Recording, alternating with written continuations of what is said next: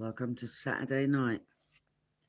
I wasn't even given an option to do anything but to just go live. So here I am. But, so I've been listening to a lot of people on YouTube. And when I am in my local vicinity, there's a lot of really good folks. And that was something that I really wanted to talk about, is that to, to not disregard the people that actually help you in your life, and you might not know who they are. And then there are those that come and grift off you, and we all know about those. But so those that know who I am, and the tiny little circle that I'm in, it was a last visit to my family home before they've stripped it and they've put it on the market, and I managed to get out some of the antiques that my mum had. No doubt they've sold some of them as well, but that's all right. But nonetheless, I'm now concentrating on my own journey again, because I got sidetracked for a little while. But something I want to talk about here is I'm going to go back to TC Lethbridge, because it's not. I don't really know that much. I know some things, but not a lot. And when we realise how connected we all are,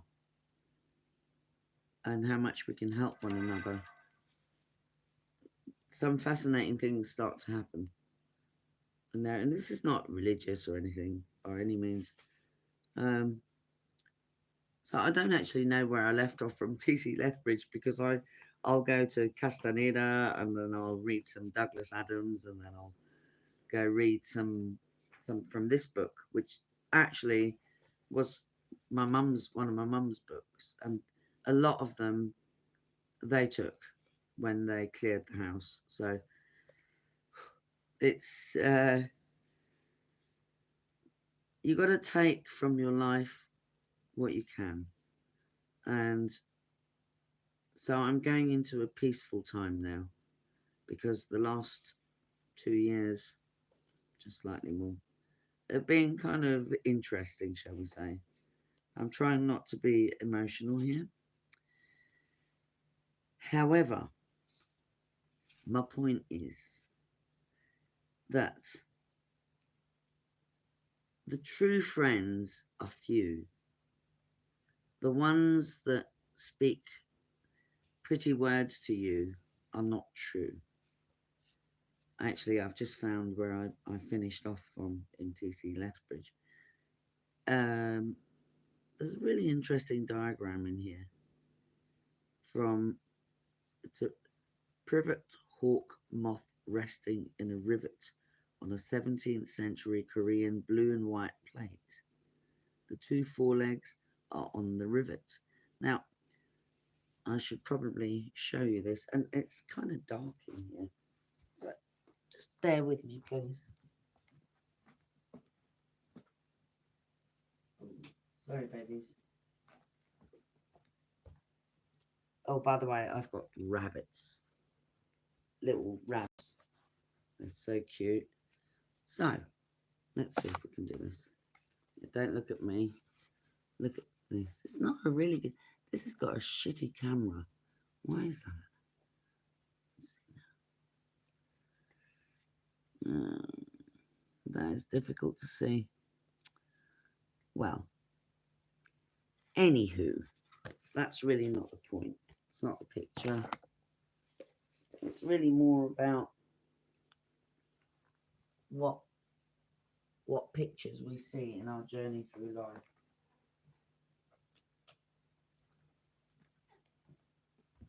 And so, anyway, I like talking to myself. Do you know why? Because generally I know what the answer's going to be. Anyway, maybe I should just read some humour. I am going to read Not just at the moment, but soon. I'm going to be reading Cat's Eye by Andre Norton. Great book. And when I get another copy of The God Whale by T.J. Bass, I will be reading from that as well, because they're both fascinating stories. Both writers, amazing. So, here we go. After the privet hedge. I now seem to begin to understand why the antennae of many male insects differ so greatly from those of the females of the same species, and often remind one of the strange forest of the television aerials in a town. They apparently answer the same kind of purpose. The vibrating leaves on the antennae of many male moths strike the eye at once. As the moth turns them this way and that, it may happen that the radiation of, sorry, these leaves pick up the radiation, if one may call it this, of a female. Then the male has only to fly down the beam to find his mate. Apparently, the male always flies to the female, but this sex ray is presumably only one way of many. It seems certain that the antennae of the, oh God, lemelicornia, the, the scarab group of beetles, must be used also for locating dung. Well, I mean, people think that poo is a dirty thing, but when you look at what these creatures eat, so when you look at what hamsters eat, mice eat, the little ones, rabbits, dogs, and cats, if their food is clean, there is going to be clean poo, shall we say. Smell is a very interesting thing when it comes to um, the sexes. And there are only two, folks. There's no more than two sexes. Apart from snails are able to swap when they cannot procreate because they're meeting lots of men and they're a man, they change their sex.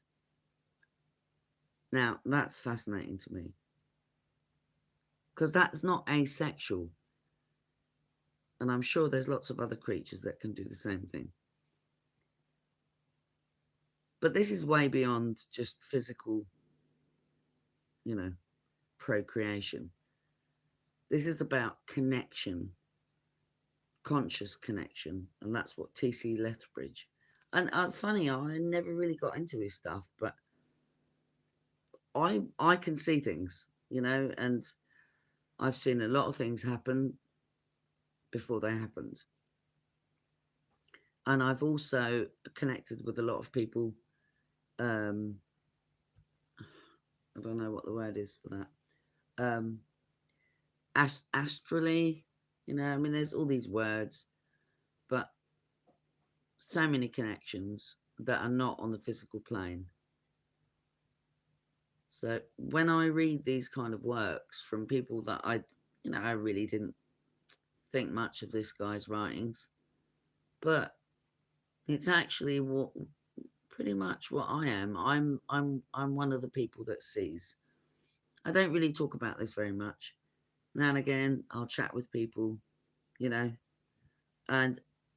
when I have my experiences, I talk to my close friends, and they know because they've had theirs as well.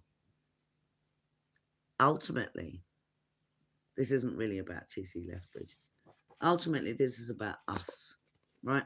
And this is what T.C. Lethbridge is talking about. And the other gentleman that was talking about it was Rudolf Steiner. And I will always come back to Rudolf Steiner. And the reason being is that Steiner,